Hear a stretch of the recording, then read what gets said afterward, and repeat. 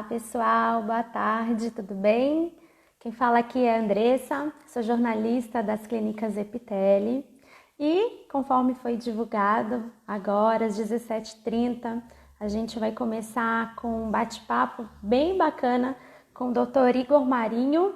Ele atua aqui nas Clínicas Epiteli, é um médico infectologista e vai falar um pouquinho com a gente sobre o papel dessa especialidade, desse profissional no tratamento, né, de feridas e úlceras complexas e alguns assuntos a mais que interessam e muito a gente, tá bom? O Dr. Igor, ele já está presente aqui, então eu vou convidá-lo para participar desse bate-papo e depois eu apresento ele, assim que ele entrar eu apresento ele melhor, combinado? Vamos lá.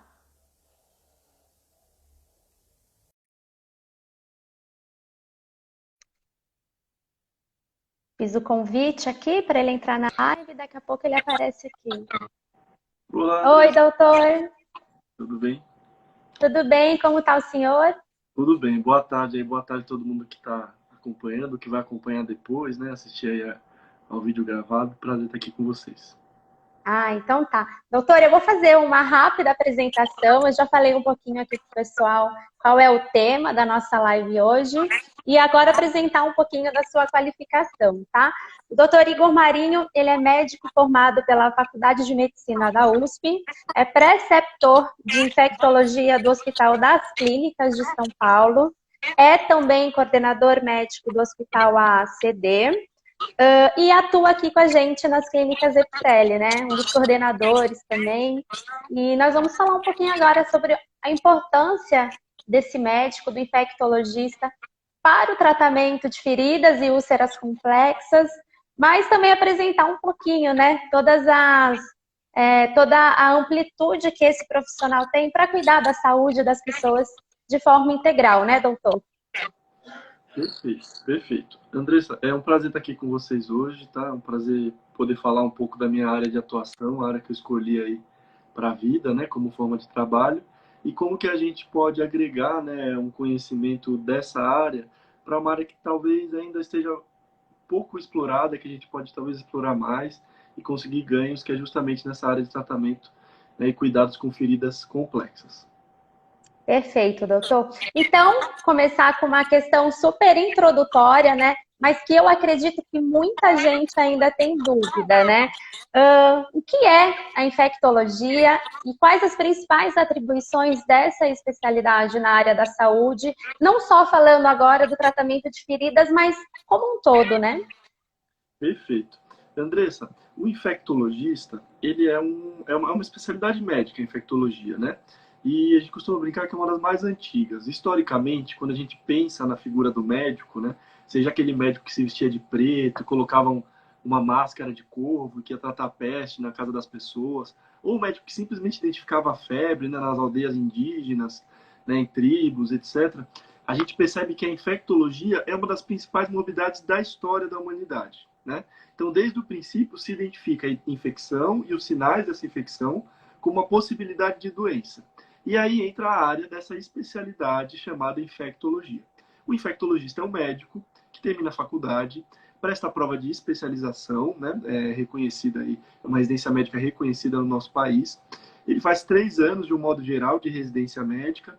Depois existem subespecialidades que ele também pode atuar, mas é um médico que trata de doenças infectocontagiosas. Sejam doenças que passam de pessoa para pessoa, sejam doenças que são causadas por vetores, por exemplo, por mosquitos, bactérias, insetos, transmitidas por carrapatos, e que acabam causando algum tipo de morbidade e piora na qualidade de vida das pessoas. Perfeito. Ou seja, nesse momento que o mundo está vivendo, né? Vocês é a principal especialidade que mais tem trabalhado, mais tem atuado aí na linha de frente, junto com todos os outros profissionais também, mas acaba entrando justamente na especialidade de vocês, né? Nesse momento pandêmico e tudo mais. Pois é, eu diria que sempre foi, viu? Eu diria que o infectologista sempre foi um dos médicos mais importantes. Talvez em algum momento a gente tenha se perdido aí na autovalorização, mas perceba que no pronto-socorro, cerca de 70 a 80% dos motivos de ida ao pronto-socorro envolvem causas infectológicas, né? Por outro lado, dentro de um hospital, as internações hospitalares né? De 60% a 70% também das internações vão ter algum tipo de intercorrência infecciosa. Então perceba que infectologia está em tudo, e o médico infectologista é um dos que mais consegue conversar com todas as especialidades. Ele tem que saber um pouco de oncologia, ele tem que saber um pouco de hematologia, ele tem que saber clínica médica, mas tem que saber cirurgia também, tem que saber radiologia, tem que saber patologia. Então é um médico que tem que caminhar sobre as diversas áreas para tentar tratar não um sistema específico. Então, diferente de um oftalmologista que trata aí a parte relacionada à visão, ou um dermatologista que trata da pele, o infectologista pode ter o seu problema básico, a infecção, em qualquer tecido, qualquer órgão, qualquer sistema do corpo humano. Perfeito. Vamos então, né, para falar sobre o objetivo dessa live, que é falar sobre a importância desse médico para o tratamento de feridas e úlceras complexas, né? A partir de que momento, assim, esse médico ele precisa ser procurado? Porque eu tenho a impressão de que as pessoas, né? Nós somos um centro especializado no tratamento de feridas. E eu tenho a impressão que as pessoas sempre estão procurando outros tipos de especialistas, cirurgião vascular, cirurgião plástico. E esses profissionais acabam direcionando o paciente muitas vezes para o infectologista. Então, eu gostaria que o senhor falasse um pouquinho sobre isso e quando é o momento, né, de se procurar pelo infectologista e por que já procurar um infectologista em caso de lesões, enfim. Perfeito. Eu acho que o raciocínio é esse. E como infectologista, eu tendo a reconhecer sempre que todas as especialidades têm uma grande relevância, né? Então, o ortopedista, o cirurgião vascular, o cirurgião plástico, eles são especialidades de grande relevância. Mas como a gente falou aqui, às vezes a tendência é que esses especialistas, que são super especialistas, foquem principalmente na sua área de atuação, né? O infectologista, por outro lado, é um médico que consegue reconhecer a infecção em diferentes tecidos e pensar em qual proposta de abordagem pode ser melhor, né? O infectologista não é só o médico que passa o antibiótico, é o médico que também reconhece o momento de fazer uma abordagem cirúrgica, de refazer uma abordagem cirúrgica, ou de repente contraindicar a possibilidade de um procedimento que está tudo indo bem só com um tratamento que a gente chama de conservador. O momento para chamar o infectologista, o momento para procurar esse médico, seja no consultório, seja no ambiente intra-hospitalar, é o exato momento que se imagina que possa ter uma infecção associada. Esse momento que se imagina que tem uma infecção associada é o momento que há o incômodo, tá? Então, os sinais básicos de infecção são a vermelhidão da ferida, a dor na ferida, o edema da ferida, tá? Então, qualquer mudança de aspecto ou sinal que provoque incômodo no paciente, ele significa a necessidade de uma avaliação sobre a possibilidade de uma ferida infectada. E aí entra o papel do infectologista. Alguém que vai perceber se está infectado ou não, e mais do que isso, vai trabalhar para prevenir essa infecção. Então, o infectologista não trabalha só na infecção que já está instalada. Ele pode trabalhar também tentando evitar que uma infecção se instale, e a gente tem aí, por causa disso, problemas maiores, que podem até sair da área justamente da ferida e acabar acometendo sistemicamente todo o corpo. Perfeito. Nas nossas clínicas, a gente trabalha muito o conceito da transdisciplinariedade. E justamente por isso, né? São casos complexos que acabam precisando da atenção de várias especialidades em casos de feridas complexas mesmo, né? O senhor citou rapidamente sobre tratamento cirúrgico, sobre o uso de antibióticos, né? Mas quais seriam, assim, o portfólio, digamos assim, de tratamentos, de terapias que hoje está disponível no mercado, que o paciente ele pode já começar a pesquisar sobre, a procurar junto ao seu médico esse tipo de tratamento, falar de uma forma mais ampla. Perfeito. Quando a gente pensa nessas feridas complexas, a gente pensa não só em feridas grandes, mas basicamente a gente pensa em feridas que têm dificuldade para cicatrização, né? Nesse sentido, a ferida geralmente ou está infectada, ou ela possui algum aspecto estrutural, anatômico mesmo, que pode ser necessário ser corrigido de forma cirúrgica para que a ferida feche e a gente tenha aí uma melhora da ferida gradualmente. Então, historicamente, o que a gente pensa é que antibióticos são uma possibilidade para as feridas infectadas e que cirurgias são uma possibilidade para as feridas que têm alguma alteração anatômica estrutural que necessite aí de algum tipo de reparo para um melhor fechamento dessa ferida. Pois bem, a medicina avançou muito, né? Nos últimos 20 a 30 anos, a gente tem algumas novidades nesse sentido do tratamento de ferida que consegue apoiar, principalmente esses dois pilares, né? O tratamento clínico conservador, que é o tratamento com antimicrobianos, mas também o tratamento cirúrgico, que às vezes pode até ser mais radical, né? O que a gente consegue ter hoje para apoiar? Como você falou muito bem, o primeiro passo é a multidisciplinaridade. Acho que nos últimos 30, 40 anos, a medicina aprendeu que ela não trabalha sozinha. O papel do enfermeiro, o papel do fisioterapeuta, o papel do nutricionista, né, do técnico de enfermagem, é um papel indispensável para uma boa recuperação de qualquer doença. Quando a gente fala de feridas que exigem uma atenção, um cuidado e um tempo maior, isso aí mais ainda. Então, a multidisciplinaridade é muito importante. Segundo lugar, a indústria de curativos evoluiu muito nos últimos anos. Então, hoje, a gente tem uma tendência a não tratar mais essas feridas com gaze e esparadrapo, de forma alguma. Existem curativos com tecnologias impregnados, seja por antibióticos, seja por alginato de prata, uma série de substâncias que ajudam não só a debridar, ou seja, tirar o tecido morto da ferida, mas também favorecer o crescimento de um novo tecido que possa ajudar na cicatrização. Né? Uma outra estratégia que é usada há mais ou menos meio século, que é validada já em vários países, tem protocolos bem estabelecidos de utilização, é a oxigenoterapia hiperbárica. Né? Mais uma vez, é um tratamento de apoio, é um suporte. Né? Vai ajudar o tratamento cirúrgico e o tratamento clínico para que eles funcionem bem.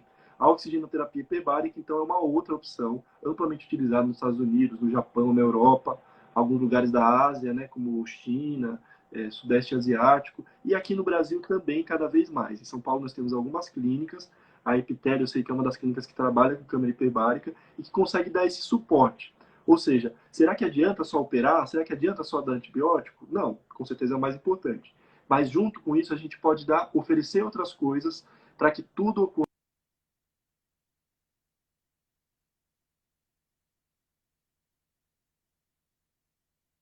Opa, deu uma travadinha. Mas eu estou te ouvindo. Deu uma Tá me travadinha, ouvindo mas... bem? Ah, então tá bom. Então, assim, vamos falar um pouquinho mais sobre a oxigenoterapia hiperbárica, né? Quais são as indicações, né, para esse tipo de tratamento? Porque a gente também percebe que ainda é um tratamento adjuvante pouco conhecido no nosso mercado, e é como o senhor falou, é de extrema importância no complemento de outros tratamentos, né? Então, gostaria que o senhor explicasse um pouco mais de detalhes o que é a oxigenoterapia, o que funciona, quais são as indicações. Perfeito. Como o próprio nome já fala, a oxigenoterapia hiperbárica é um tratamento que consiste no oferecimento de oxigênio a 100%. Então, a nossa atmosfera, a gente tem uma taxa de oxigênio que vai girar em torno de 20%, e dentro de uma câmara hiperbárica, o oxigênio é oferecido a 100%, ou seja, tudo ali naquele ambiente que se respira é oxigênio. Né? E hiperbárica, né? Então esse composto bárico, justamente fala sobre pressão. Né? Então, hiperbárico significa alta pressão, hiper de muito e bárico de pressão. Oxigenoterapia hiperbárica, então, designa um tipo de tratamento em que é oferecido oxigênio em uma grande quantidade, na verdade, oxigênio puro, né, a uma pressão elevada. Qual que é o raciocínio, qual que é a ideia dessa estratégia? Esse tipo de situação surge há mais ou menos 50, 60 anos, na metade do século passado, justamente em situações em que o indivíduo precisava ter grandes variações de pressão. Então, indivíduos da Marinha Americana precisavam mergulhar, ou nas construções de grandes viadutos, né, às vezes de viadutos suboceânicos, a queda por vários metros fazia com que a pressão aumentasse. E aí se percebia que no retorno rápido à superfície, ou à altitude que o indivíduo estava acostumado, poderia haver algum tipo de prejuízo. E a partir daí começa a ser estudado esse tipo de terapia. O que se vê hoje em dia, o que se sabe é que fisiopatologicamente é bem comprovado que essa terapia consegue auxiliar feridas de difícil cicatrização, justamente por favorecer a criação de colágeno, que é uma proteína que está diretamente envolvida na constituição dos tecidos dermatológicos. Além disso, favorecer o crescimento de novos vasos sanguíneos, então diretamente relacionados à nutrição, ao aporte de nutrientes que esse tecido precisa, combater, de certa forma, infecções, que pode potencializar a ação de antimicrobianos, bem como matar diretamente algumas bactérias que podem estar causando quadros infecciosos.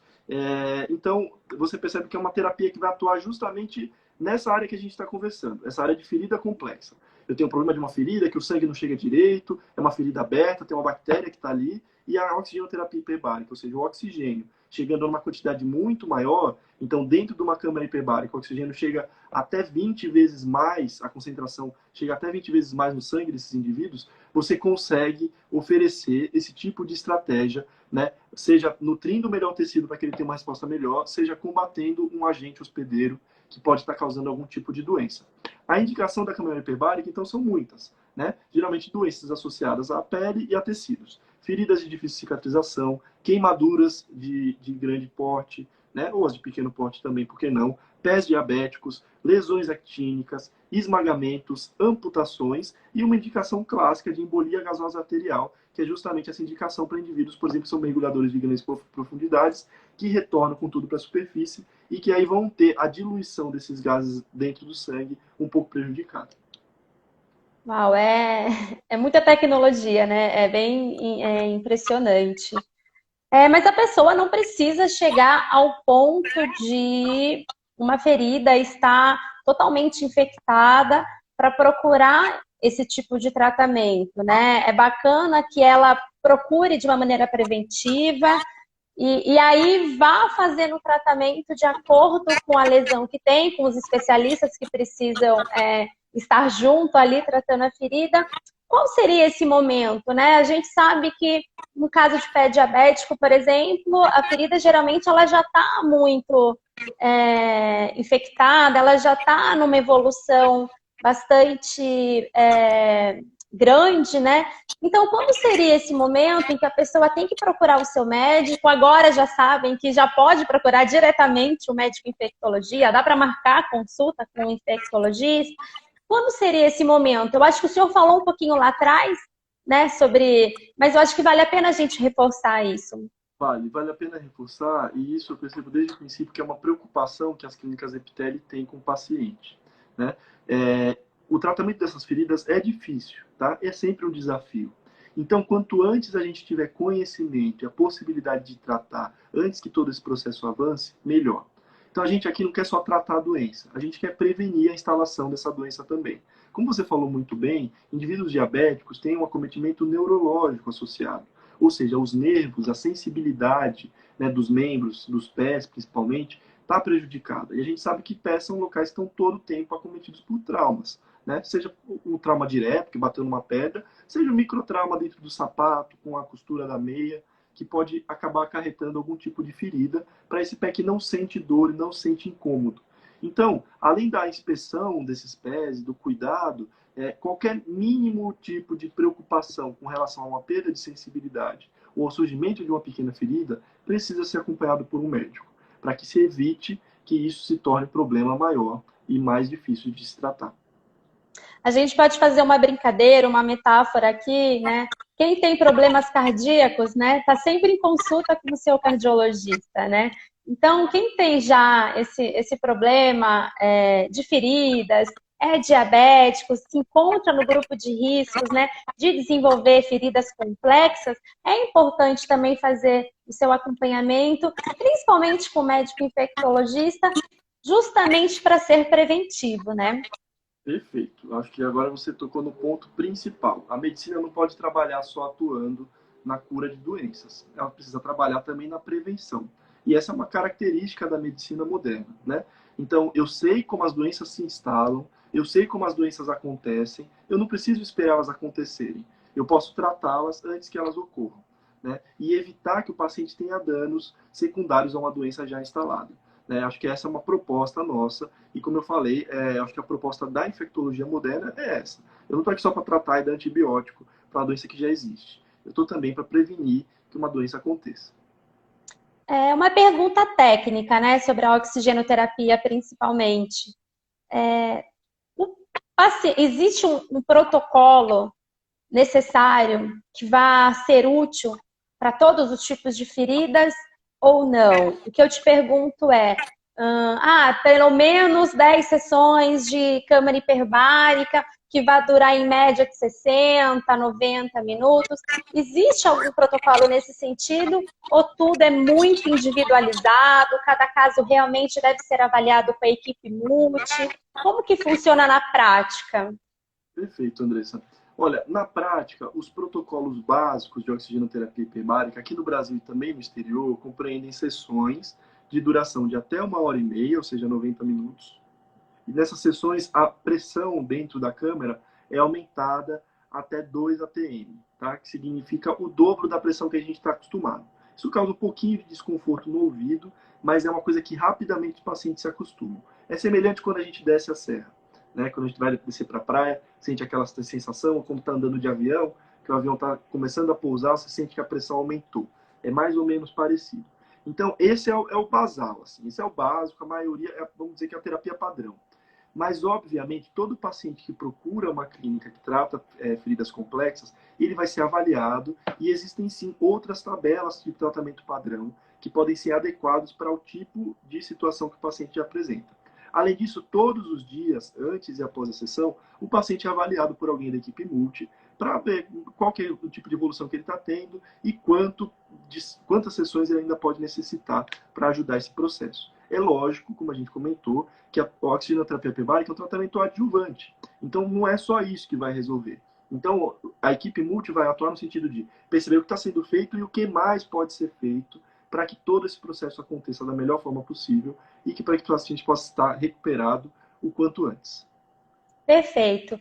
É falar um pouquinho de mercado, né? Esse é um tratamento que é difundido, é fácil da pessoa encontrar locais que oferecem esse tipo de tratamento. Gostaria que o senhor falasse um pouquinho bem de prestação de serviços mesmo, porque é uma terapia importante e pode melhorar muito a qualidade de vida de muitas pessoas, né?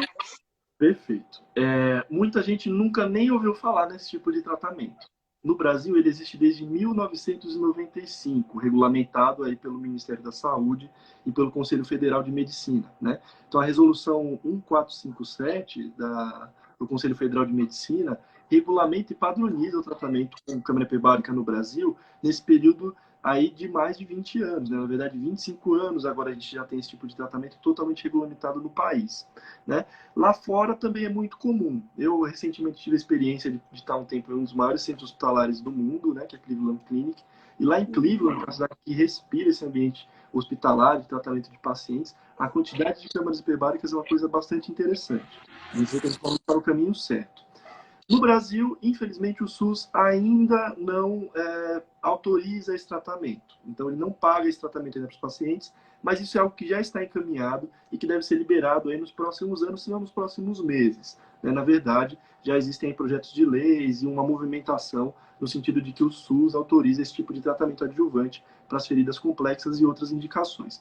Mas existe a possibilidade, né, principalmente nos grandes centros, em todo o país, aí eu vou falar nas 5 regiões do nosso país, existem clínicas autorizadas e especializadas com uma capacidade de trabalho muito boa para tratamento de feridas complexas e uma grande quantidade dessas clínicas contam com o recurso da Câmara Hiperbárica. Aqui em São Paulo, por exemplo, as clínicas Epitélio.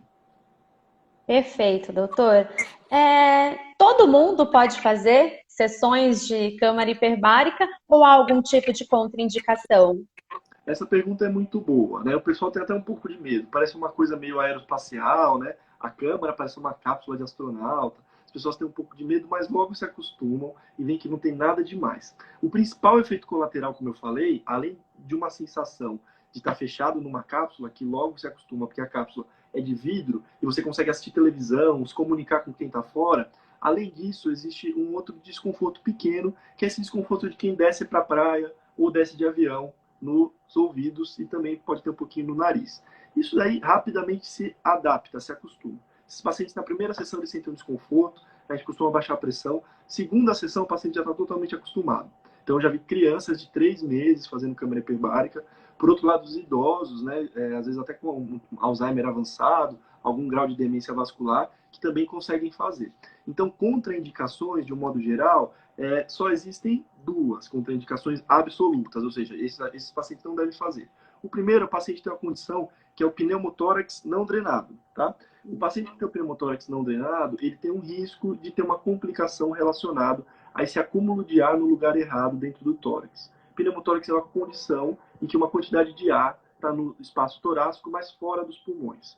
Tá? E isso exige uma conduta imediata, que é uma conduta de drenagem. Passar um tubinho para tirar esse ar de lá de onde ele não deveria estar. É um procedimento relativamente simples, mas esses pacientes não devem fazer câmara hiperbárica. É uma condição rara. E a outra condição são pacientes que estão em uso de um quimioterápico chamado adriblastina. Tá? Esse quimioterápico apresenta aí algum grau de toxicidade cardíaca e a quantidade de oxigênio que é ofertado pode prejudicar os pacientes.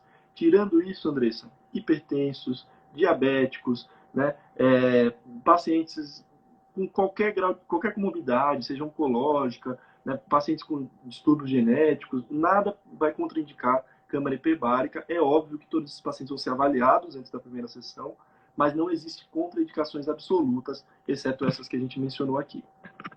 Geralmente, antes de iniciar uma sessão, né, de oxigenoterapia hiperbárica, o paciente já é encaminhado para o seu médico, né? Não sei se é possível não é possível ele chegar e falar, olha, gostaria de fazer uma sessão, porque ele vai ter que ser avaliado como um todo mesmo, né? Isso. Esse paciente, então, hiperbárica não tem no mercado, né? Entra no mercado, vai lá fazer hiperbárica e vai embora. Esse paciente precisa de acompanhamento médico, e quando eu falo acompanhamento médico, eu não estou falando só do médico, estou falando desse acompanhamento multiprofissional, de enfermeiros, né, de equipe de estomaterapeuta, equipe que faz curativo, equipe que trata de feridas, para entender qual realmente poderia ser a indicação, qual o benefício e por quanto tempo esse paciente precisaria do tratamento. Perfeito. A gente está vivendo uma pandemia, né? A gente até teve uma live anterior, no mês passado, falando um pouquinho sobre a segurança desse tratamento, né? Todos os protocolos de segurança que as clínicas Epiteli estão atuando a partir de qualidade, né? Do setor da qualidade. As pessoas podem, sim, continuar pesquisando, continuar o seu tratamento, já é possível retomar. A gente é uma clínica, né, que tem a infectologia como a base, né, principalmente da sua especialidade, além de tudo que nós já falamos, das equipes multi, de todos os profissionais, mas é um ambiente seguro, né? As pessoas podem vir procurar, pesquisar junto ao seu médico essa possibilidade para ele avaliar o caso do paciente com ele mesmo, juntos, né? E é seguro, é um método seguro. São câmaras geralmente individuais que a gente tem na Epiteli. Eu não sei como funciona no Brasil, se tem câmaras em grupo, né? Que podem entrar mais de uma pessoa, mas eu sei que na Epiteli já são câmaras individuais, o que garante mais segurança também, né? Na continuidade desse tratamento.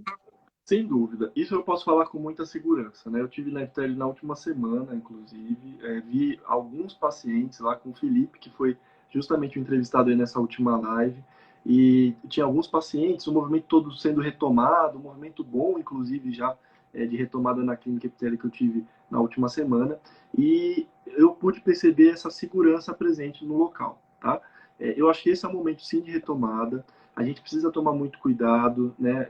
Talvez algumas coisas estejam sendo muito aceleradas, mas saúde não pode esperar, né? Então, pessoas que têm indicação de fazer esse tipo de tratamento, existe todo um protocolo de segurança dentro das clínicas para garantir a segurança dos pacientes, também dos funcionários, né? Do ambiente de um modo geral.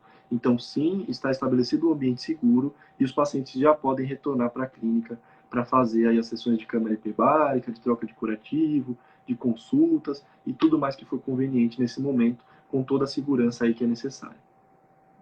Doutor, saindo um pouquinho, né, do tema feridas e mantendo na questão da oxigenoterapia hiperbárica, por conta da pandemia, né, por conta dos problemas respiratórios serem os piores agravamentos da Covid-19, a gente ouviu muito falar, e eu vejo muitas pessoas perguntarem se a câmara hiperbárica ela ajuda no tratamento da Covid, por exemplo, para ajudar os pacientes a recuperarem a sua capacidade pulmonar, ou ajudarem enquanto estiverem nos períodos mais críticos da doença. Enfim, eu gostaria que o senhor esclarecesse mesmo todas essas informações aleatórias que a gente tem lido, né, na internet, em portais de notícias, mas nada como um especialista para poder falar com autonomia para a gente, com autoridade. Sem dúvida. Os últimos 5 ou 6 meses, se o mundo só fala disso, você imagina eu que sou infectologista, né? Vive, respira. Isso, vivo, respiro isso todos os dias, né? Todos os dias, literalmente, inclusive os finais de semana. Já vi uma quantidade imensa desses pacientes. Eu trabalho, então, no hospital que acaba sendo a referência dos casos de Covid aqui no estado de São Paulo, que é o Hospital das Clínicas, da Faculdade de Medicina da USP, e que tem uma vivência diária de discussão de artigos científicos, de tentar me atualizar e entender o que pode ter de novo para a Covid-19. Então, essa pandemia que abalou o mundo, né? Talvez seja a maior crise sanitária, não só dos últimos 100 anos, mas sim da história, com todas as repercussões que essa doença pode ter aí, não só agora, que a gente já está vendo essa quantidade absurda, assustadora de óbitos, mas também a longo prazo, tudo que isso pode gerar para a economia e para a nossa sociedade, com relação aos nossos comportamentos, com relação às nossas práticas diárias. Pois bem, o que tem de novo e o que a câmara hiperbárica pode ajudar no Covid-19? Essa é uma pergunta que a gente se faz desde o início, principalmente porque, como eu expliquei, a câmara hiperbárica é um tratamento que envolve 100% de oxigênio. Então, quando a gente fala em oxigênio, a gente já pensa em respiração. Quer dizer, opa, quer dizer que tem uma coisa que dá muito oxigênio para as pessoas, tem lugares que falta ventilador mecânico, que falta oxigênio, que pessoas morrem literalmente sufocadas. Então, como a câmara hiperbárica poderia ajudar? Tá? Nesse momento, acho que a gente tem que ter um pouquinho de humildade para reconhecer que a resposta ainda é não sei. Tá? Não temos uma clareza para falar sobre a atuação da oxigenoterapia hiperbárica para esse tipo de paciente. Existem alguns estudos, por exemplo, em Nova York, no Hospital Winthrop, que é o hospital da New York University, fizeram um estudo pequeno, não randômico, pensando aí na possibilidade de sessões diárias de câmara hiperbárica com uma possibilidade de adiar não só um desfecho pior, que fosse ir para UTI ou ir mesmo a óbito, mas também adiar a necessidade de intubação aí num grupo de cerca de 40 pacientes que eles estudaram, comparado com outro grupo de pacientes que não fazia uso da terapia.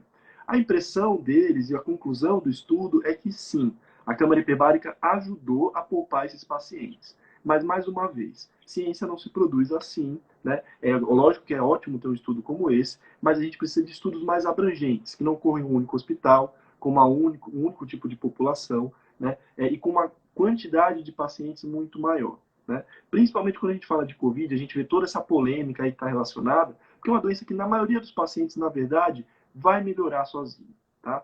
Então, toda essa polêmica que a gente ouviu da hidroxicloroquina, ou da azitromicina, ou da ivermectina e outros diversos tratamentos, a gente tem um pouco de dificuldade de registrar isso, porque uma grande quantidade dos pacientes vão melhorar sem tratamentos realmente efetivos ou farmacológicos diretos. Então, existem algumas evidências, além desse estudo aí de Nova York, ficou bastante conhecido, de câmara hiperbárica para pacientes com quadro confirmado de Covid-19.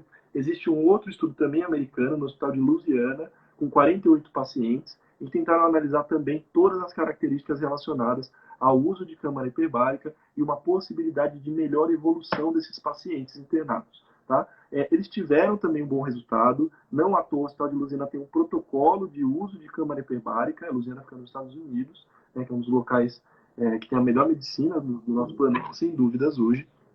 E alguns pacientes usam esse tipo de terapia lá como protocolo hospitalar, não apenas protocolo só de pesquisa hoje, ou seja, vamos tentar ver se dá certo, mas sim um protocolo de médicos que acreditam que isso pode ser uma solução.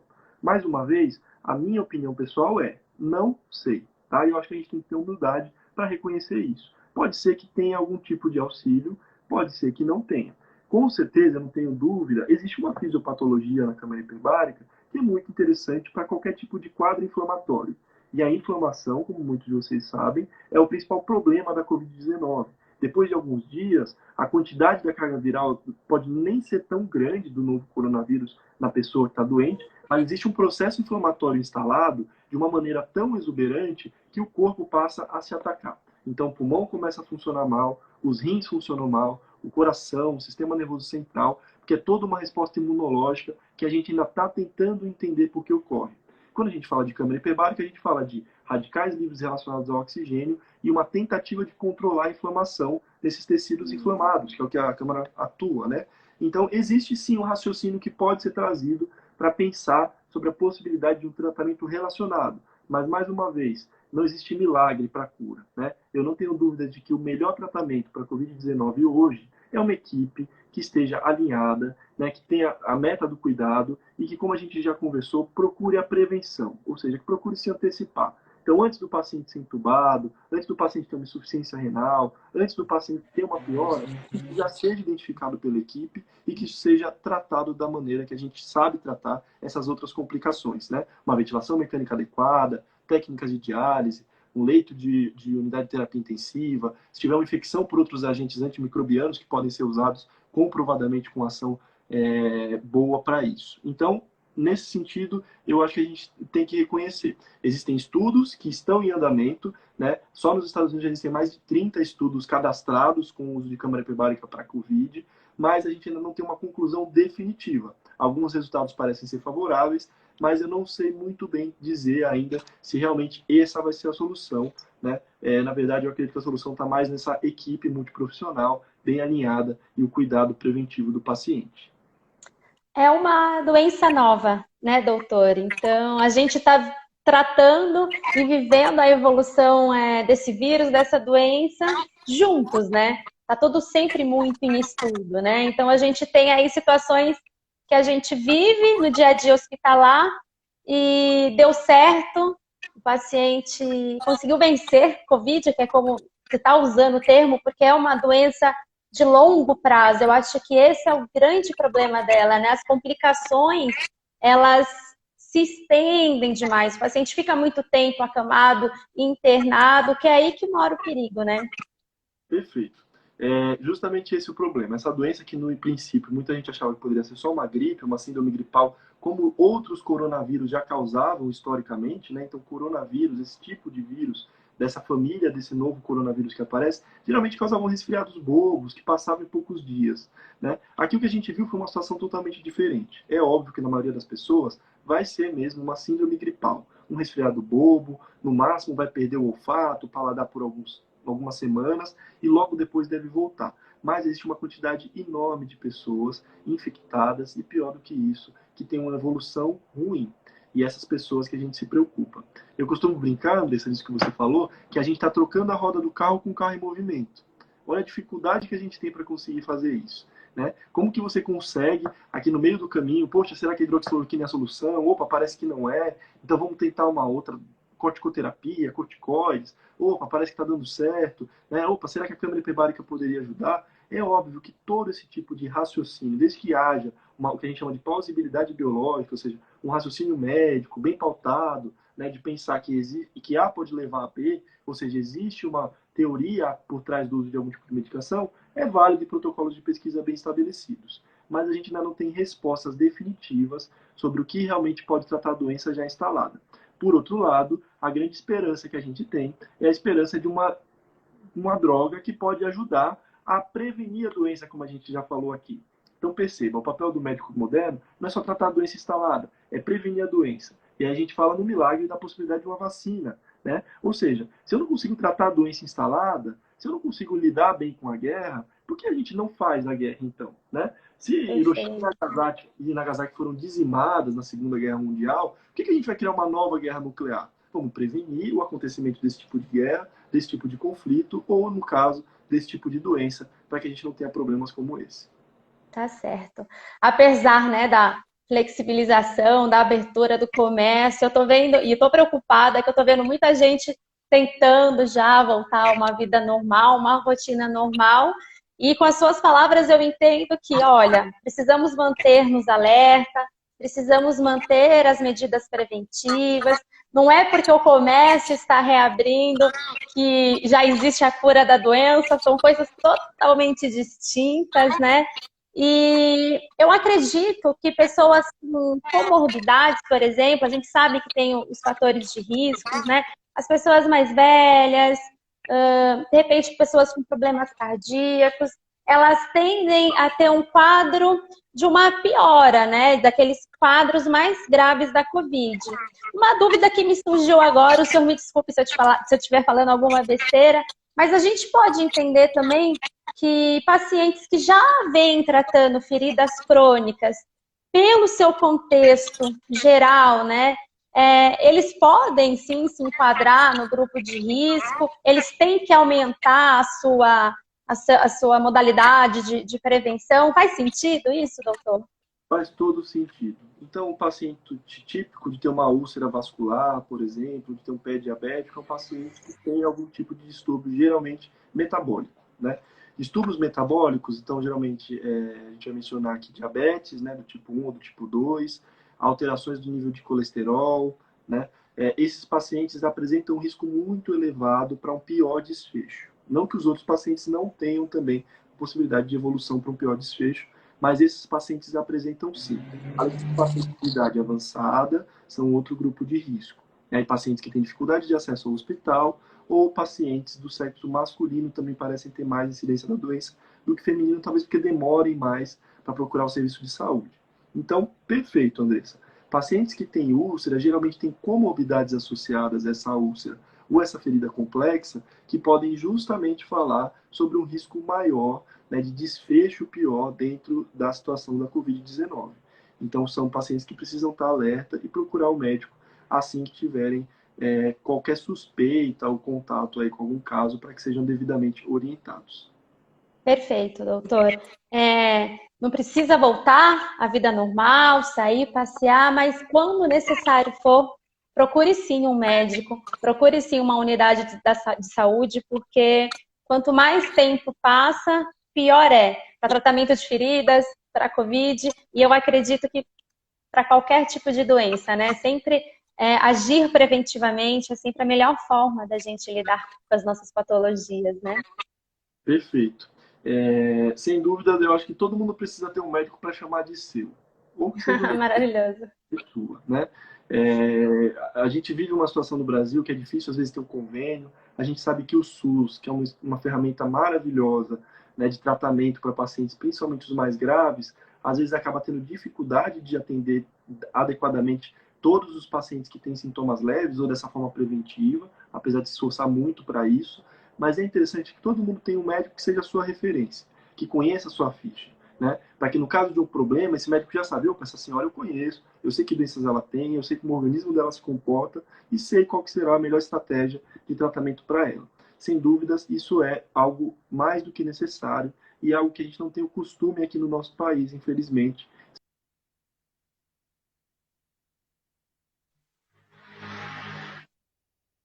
Condições, né, aí, sociais, mesmo econômicas, seja pela maneira como o sistema de saúde nosso acabou se estabelecendo, mas é muito interessante ter um médico. E, André, eu queria aproveitar, voltando lá no nosso tema da câmara hiperbárica e da relação com o Covid, eu falei, acho que eu fui bem claro, eu não sei realmente se câmara hiperbárica ajuda para a Covid. Talvez não, talvez sim, estudos estão sendo feitos e eles devem chegar a uma conclusão da ciência, a conclusão verdadeira, que é a conclusão que a gente espera. Mas existe uma situação em particular, que é uma situação que a gente vê muito nos hospitais, então eu estou acostumado a ver alguns pacientes muito graves, e que sim, a câmara hiperbárica pode ajudar nos casos de Covid. Pacientes que ficam muito tempo entubados, pacientes que ficam muito tempo sedados, é muito comum eles fazerem feridas complexas, né? Ou seja, escaras de decúbito, que estão deitados, e aí uma pressão sobre o mesmo local por muito tempo acaba causando feridas. E essas feridas são de difícil cicatrização, às vezes pela localização, geralmente são na região sacral, aqui no final das costas, às vezes nas regiões mais pontiagudas dos pés, né, os calcanhares, os cotovelos, pacientes que precisam ser pronados, né, que é uma estratégia de ventilação aí nos pacientes com Covid, às vezes podem fazer úlceras até na região do nariz, que eles viram de barriga para baixo, testa, queixo, né, região do peitoral, e esses pacientes, sim, esses eu não tenho dúvida. Esses da ciência, antes mesmo disso acontecer, a gente já tinha a resposta. Lesões, né, do tipo perfurantes, escaras, né, lesões de pacientes, úlceras de decúbito, são lesões cuja indicação é clara, autorizada em diversos países do mundo, inclusive no Brasil, é uma indicação absoluta para o uso de câmara hiperbárica, de oxigenoterapia hiperbárica, associada ao melhor tratamento possível. Então, para esses casos, sim. Opa, pode ser bom para o Covid-19? Sim, nesses casos que tem úlceras, com certeza pode ter uma melhora, porque a gente tem comprovação de que existe evidência para melhora dessas úlceras com o uso de câmara hiperbárica. Perfeito, doutor. Nós já estamos aqui há 45 minutos Parece que não, passa muito rápido. Nós já conversamos sobre muito assunto aqui. E aí eu acho que para a gente finalizar mesmo, né? De repente ver se alguém que está assistindo a gente tem alguma pergunta, ou até quem vai ver a gente depois em outras plataformas, que eu vou disponibilizar a live no próprio Instagram, no próprio canal do YouTube. Eu lembro que anteriormente a gente conversou, antes desse bate-papo online acontecer, que o médico infectologista, voltando um pouquinho para o papel do médico, ele acaba sendo um grande gestor desse paciente, né? De certa forma, ele acaba sendo o grande profissional que ele vai gerir toda a evolução do tratamento do paciente, específico de tratamento de feridas mesmo, porque a gente sabe que doenças infecciosas, né, uma ferida infectada, ela não significa que o fato dela estar se recuperando, cicatrizando, que ela está totalmente livre da bactéria, do vírus que ali se instaurou. Então, só para a gente fechar, eu acho importante o senhor fortalecer um pouquinho o papel do infectologista nesse caso, e ele sendo o grande gestor do paciente, né? Ele fazendo esse grande alinhamento com toda a equipe multiprofissional. Eu acho perfeita essa definição. Eu não tenho dúvidas que o infectologista é capaz de fazer esse tipo de gestão, porque, como eu falei para você, é um médico que não está especializado em um tipo apenas de tecido, de sistema, tá? Então, um dermatologista é um médico ótimo para comorbidades de pele. Mas a partir do momento que isso vira uma comorbidade óssea, você precisa de um ortopedista junto, né?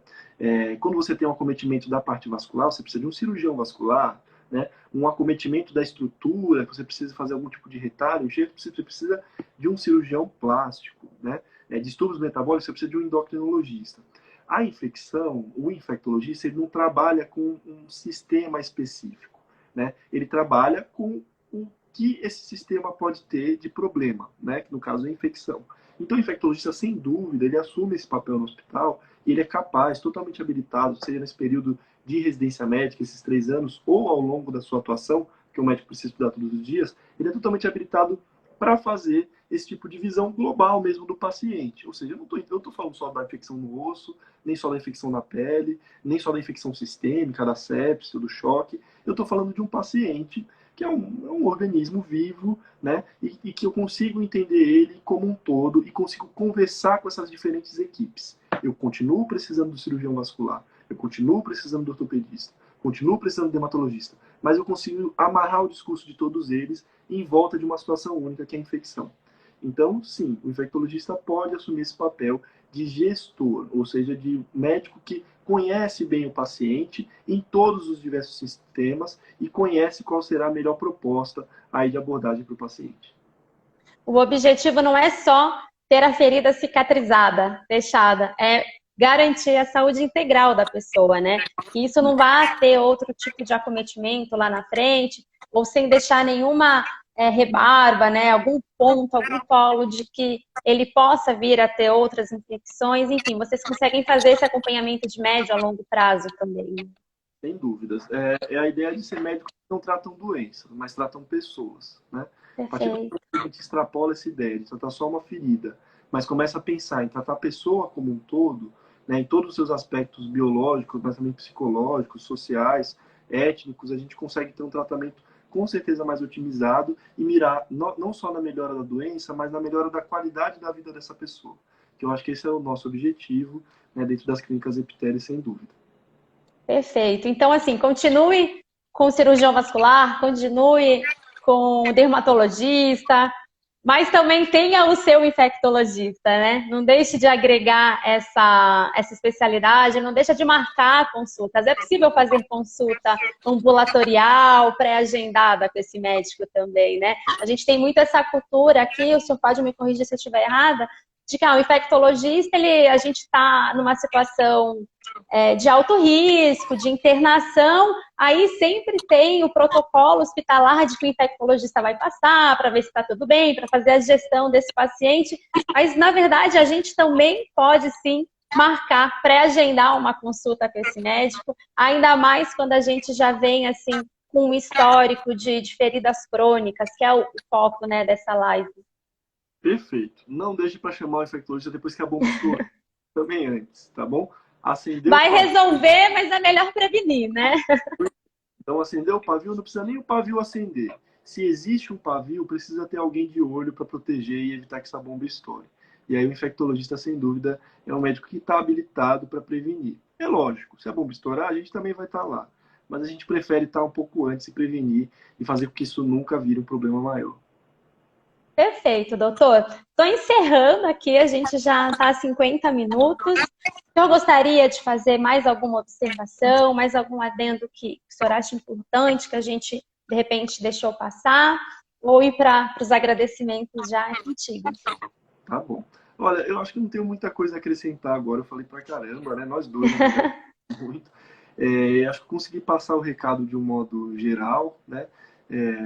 A minha formação sempre foi nesse sentido de tentar promover essa qualidade de vida, mas não só tratar essas doenças, mas sim tentar entender os pacientes como um todo e tentar chegar um pouco antes, se antecipar, né? Esse é um dos segredos não só da medicina, mas da vida. Tentar evitar que os problemas aconteçam antes que eles aconteçam, né?